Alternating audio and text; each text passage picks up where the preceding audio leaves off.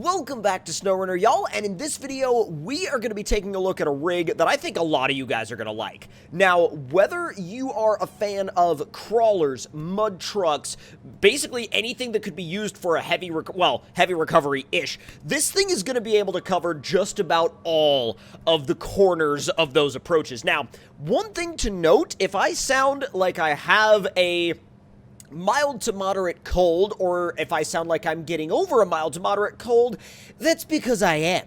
Now, as we take a look at this vehicle, this is Lime's new Project 78, and as I film it in this current state, it is a work-in-progress vehicle.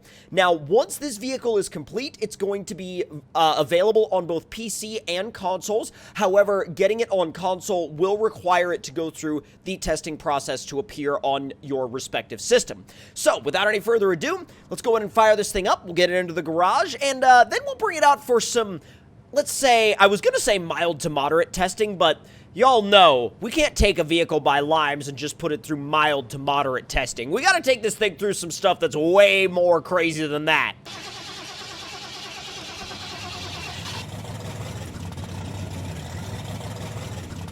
Thing sounds nuts! It's got a modern Ford dash and a modern Ford interior. Dude, let's go!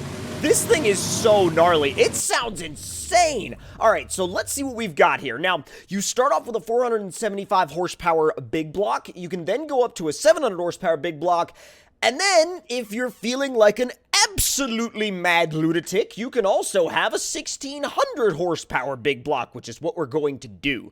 Now, gearbox-wise, you got fast, 5-speed, which it comes with factory, and crawl. So again, you can apply this to whatever situation you want to use it in. So if you want to go rock crawling, you got a gearbox for that. You want to go mudding, you got a gearbox for that. You want to just have kind of a normal range of general gears, you got a gearbox for that too. So let's go ahead and do the 8-speed. And then here we have a little bit of a suspension choice. So we can do the stock or we can do flex. Now, flex, I would really only recommend for really gnarly rock crawling, and then the stock suspension, I would recommend that for your general assortment of, like, you know, scouting, mudding, racing, whatever else you might want to do with this thing. So let's start with the flex, but we can switch it over with the dev tools a little bit later because I do want to flex test this thing.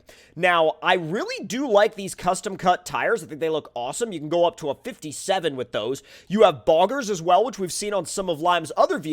You got swampers, you've got, let's see, these are some Maxxis tires, and then you've got these are Geos. Now, I don't really know much about these Geo trail tires, but they are really interesting. So I think what we're going to do on this build is we're going to go with the 57-inch custom cut. So we'll do those, and then we'll do the long winch. And you have two options for rock sliders. They both have a step, but they're just basically two different styles, and you can go with whichever one suits your preferred approach. I'm going to go with rock slider 2. Now, hood-wise, you got a couple of different options. You got the basic hood, the cowl hood, which looks really good, and you can remove the hood, revealing a twin turbocharged Coyote V8, which, to be honest, I'm kind of thinking about leaving the hood off, because that looks insane. Whoop, I did not mean to do that. All right, so as far as the rock lights go, you can go with basically whatever approach you want. I'm going to do the red rock lights. I don't know if we're going to show it at night, but we'll do the red rock lights for sure. And then bumpers-wise, we got this guy right here, custom bumper 1, with some tiny little, looks like KC daylighters. Then we've got a YB bumper as well, which I really like, actually. I love how it's got a skid plate that kind of protects around the winch opening. I really dig that. Now, we've got the stock doors. We also have the tube doors, and then we have a secondary tube door option, which is a little bit more detailed on the bottom side of the door. So again, or you could just remove the doors altogether if that's the approach you would prefer. So I think for me, what I'm going to do is I'm going to go for the first tube door option, and I'm also thinking that, like, we'll probably leave the roof on. Well, I don't know. You take it off and it looks pretty sick, though. You can see the rest of the cage. Oh, man, I'm back and forth on that. Like, we're basically just taking parts off of this thing at this point. I love it. Now, with it being a Lime's rig, you have a bunch of different options for colors, and of course, you have his special colors down here at the bottom with the multiple bright lime greens. This one's a little bit more of like a radioactive green. You've got some bright blues, a lot of just like really high contrast colors that are always going to look really, really good. So I think what we'll do is we'll do the bright green on this one, and now we're going to take it out for some testing. So obviously, oh, you can see the fuel cell in the back there too. God, I freaking love that. I love the like resto mod style interior. Having that like resto mod style interior with the racing seats, the ratchet shifter, the freaking Apple CarPlay on the stereo, a fully modeled out twin turbo 5.0. I mean, dude, this is like absolutely next level stuff. So we're going to put this thing through a flex test first because we currently are on the high flex suspension. So let's bring it around to the flex ramp. It doesn't really like to make tight turns. But then again, if you want to make tight turns, there's a rear wheel steer option for that. Oh my god. Yeah, you're not really ever going to worry about flexibility. I'll tell you that. I will tell you that 100%. Dude. Oh my god. Oh, I'm trying to like line it up to where you don't really have to worry about the back wheel coming up. Yeah, okay. Okay, I'm sold. I'm convinced. That's insane. Okay, so let's back it down. Now that we've got it backed down, we'll get our wrenches out, and we'll retune the coilovers a little bit by swapping it back to the default suspension, which is a little bit more tuned for, like, general trail riding and, you know, mudding and things like that than just solely dedicated rock crawling. So instead of going directly to the right, right out of the garage, we're going to go to the left. And, oh, God. Does this thing have active suspension? Let's see. It does. How far up does it go? It goes up a good bit. All right. That's actually a little bit further than I expected it to go up. All right. Time for the swamp test. 3, 2, 1, go. Oh, my God. Oh. Holy. Okay. Apparently, if you send it in high into the swamp, it is an animal, dude. It will also do wheelies on command if you would like it to, and if you set it up correctly. Wow. Okay. I mean, I don't think I could be any more sold on this thing than I already am, but, like, sheesh. That is nuts. Oh, God. Oh, God. Oh, my... Dude, this thing is so insane. Like, let's see how long I can... Oh, never mind. You know, I have a feeling that me driving it in the high position on the suspension all the time could may or may not, like, contribute a little bit to the fact that I'm constantly rolling over. Let's lower down that suspension a little bit, see if we can drop that center of gravity for a little bit more of a, I don't know, less topsy-turvy, topply, fall-over-y driving experience. Oh, there you go. That's not bad. That's actually pretty smooth. Yo, I'm actually really impressed with this thing.